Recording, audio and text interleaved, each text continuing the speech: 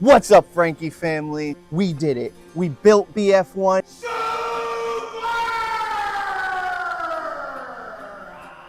We sailed BF-01. Check my location, because I don't know where I am. Let's get into it right now. And this is our pile of trash. One of the first things I did was I grabbed out all the foam boards, I measured and cut them so they were equal width sections, and I put them all together for the base of the boat. For the front curve of the boat, I couldn't necessarily cut it out with the saw the same way, and my foam cutter apparently doesn't work anymore. So I poked holes through my traced out arc, and I tried to etch each of these holes using the metal end, and this is the result we got.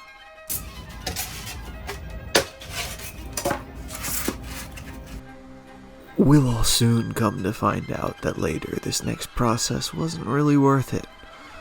But I ended up going through every piece of foam insulation and placed toothpicks in each piece to lock the frame together.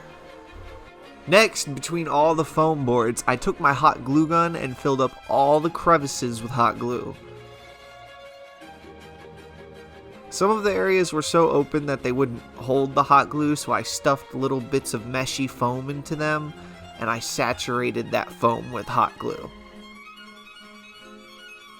So remember how I said all the toothpicks and hot glue wouldn't be worth it? This is where they became not worth it. As you can see by my limp frame here, the toothpicks and hot glue for some reason just weren't strong enough to hold it together. So we started to just duct tape it around all the seams where we had the toothpicks and hot glue.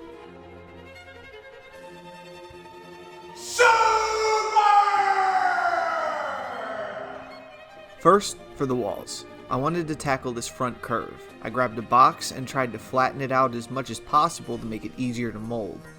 Then, I traced and cut out the shape of the front tip of the boat from the bottom flap, so when I wrapped the two sections of the box around the curve, the bottom flaps go under the boat without there being anything sticking out.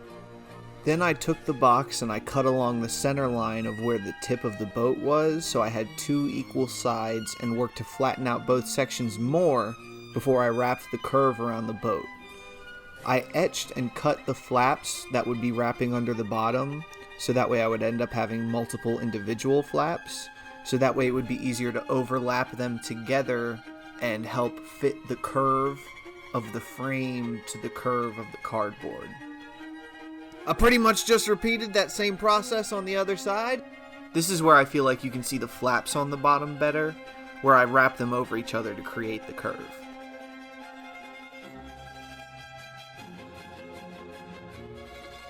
And just like that, we have the front curve of the boat done. For the sides and the back of the boat, it was fairly much more simple than doing the front curve. I just took boxes for the middle and the very back of the boat, and I cut them in half equally, and I put one half on both sides. And then for the back of the boat, I had some foam left over, so I decided to cut that to shape and fit that in for the back, so I'd have a little bit more of a sturdy back plate. And finally here we can see BF-01 taking form. Unfortunately, I didn't get too much footage of the putting on of the side pieces, but here you'll be able to see the full and final before we started doing the resin pours of what BF-01 looked like. But first, a little Franky breakdown.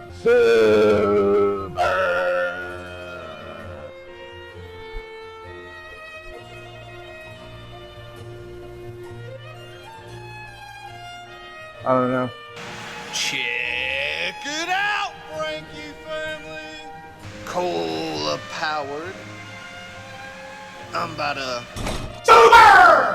So I've never worked with any kind of resin before. I've only ever watched a lot of Evan and Caitlin on YouTube, so I'm not a pro. I'm not a master. I'm a novice and a simple man at heart. Unfortunately, I lost the footage of me doing the resin pours. However, I did end up going back and forth, and we ended up doing a test run of BF-01 before we did our full sail. Unfortunately, although I did 2 coats of resin throughout the whole boat, and you'll see that there was some bubbling within the resin, I did not create a perfect seal. I've realized, because of the way I'm doing this, there's gonna be some hollow areas throughout the boat that are like that, but you know, extra air for flotation. Just as long as they don't let water in. Watch out for water leakage too. As soon as I got in the boat, I could almost within a minute see water already starting to pool inside the frame between the foam boards and the resin coating. So I knew somewhere there was water leaking in, but I was so determined to do this run, guys. If my bros weren't with me, I would have done it. And I probably would have sank, and the boat would still be out there. But after much trial and error, Are determined, that's for damn sure. and after much convincing, My hero! we determined that it'd be better for me to do at least 1 or 2 more resin coats on the boat, and we'll try again a week later. I'm gonna start working on editing down the full sail. With that, bros, I just want to say thank you all for supporting me through this. ADHD's a